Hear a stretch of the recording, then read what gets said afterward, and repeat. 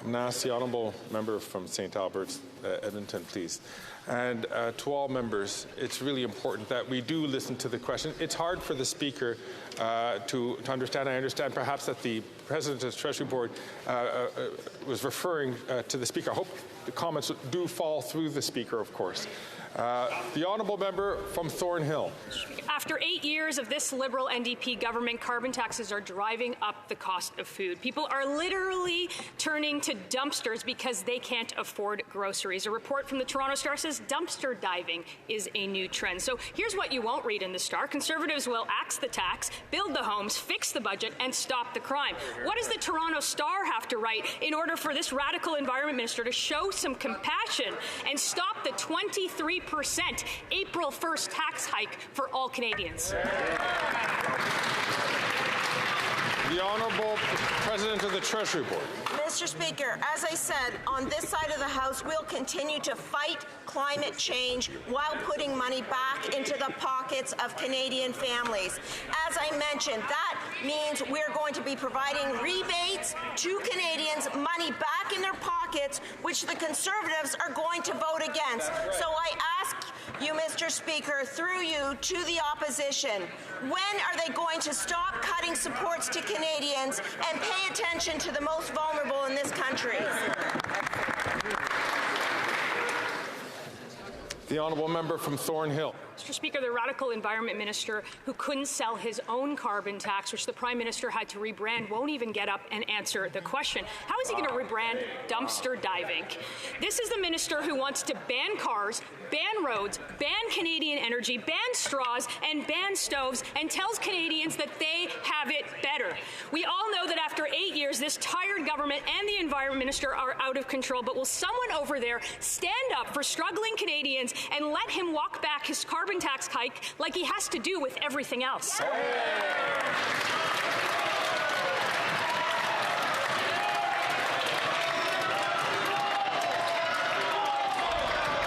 Order. Order.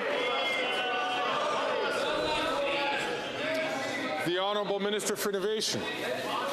Mr. Speaker, on this side of the House, we'll be standing up for Canadians. Every single member on this House is willing to stand on this side, Mr. Speaker. And whilst the Conservative would like to make a story, just look at our records, Mr. Speaker, when it comes. Just look at our record, Mr. Speaker. We have led the industrial revolution in electric cars, Mr. Speaker. We have brought more investment.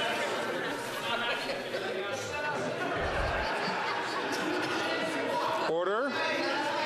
I hate to interrupt a member while they have the floor, but it is important for the chair to ask all members to allow members to please have that opportunity. I'll ask, there are some members whose voices carry. They know who they are. I ask them to please keep their voices down so I could allow the honourable member to finish his question with 15 seconds left on the clock. 15 seconds. Speaker, I'd like to remind Canadians know that on this side of the House, we believe you can fight climate change and have a prosperous future for our children, Mr. Speaker. We brought Stellantis in this country. We brought Volkswagen in this country. We brought Norval in this country. Mr. Speaker, we have created jobs for the next generation, fight climate change, and ensure Canada will lead in the 21st century. The honourable member for Kenora. While Conservatives will axe the tax, fix the homes, build the homes, fix the budget, and stop the crime, this NDP Liberal. Fix the homes.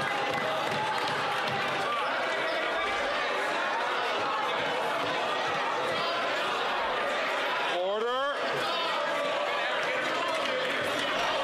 Man, they're like little kids.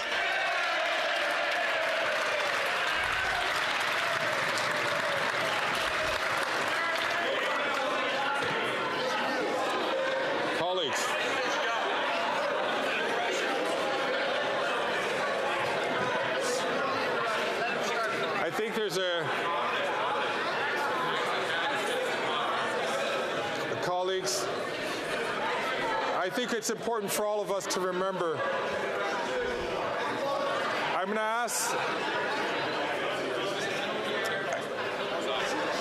I think it's important for all of us to remember the old expression, there but for the grace of God I go. And we've all all sometimes made a mistake. I'm going to ask the honourable member from Kenora to start his question again from the top.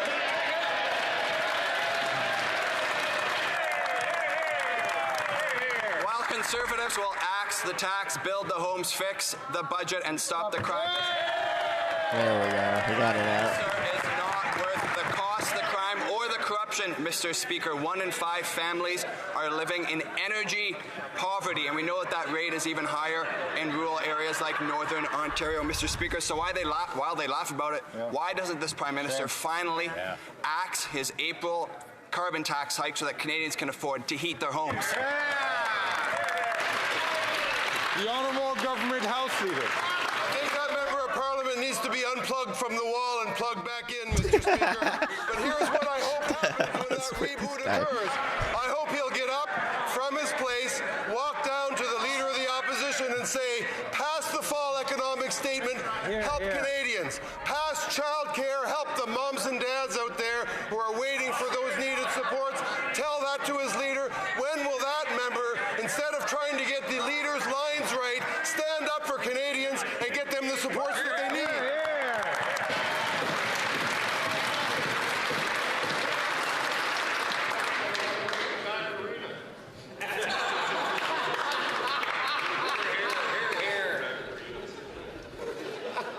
Thank you.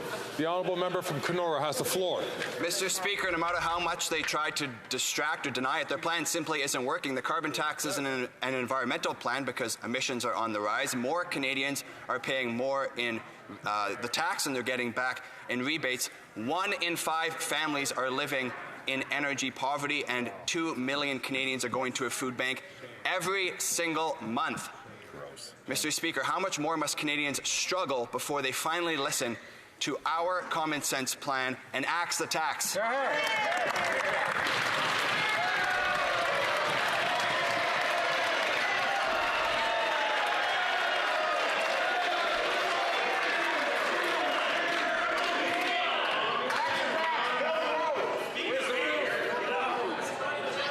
So I noticed, and I think a lot of Canadians noticed at home, how the honourable member from Kenora was able to ask his question relatively free of interruption. I'm going to ask the honourable minister to respond, Minister of Environment and Climate Change.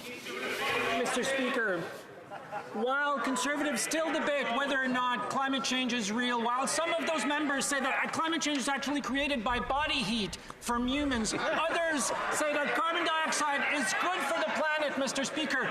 200,000 farmers in the last decade, 200,000 farmers in the last decade say they've experienced the impacts of climate change, making food costs going up. There's no link between carbon pricing and food price, but there is a link between climate change impacts and food prices. What's the Conservative response? More climate change, Mr. Speaker.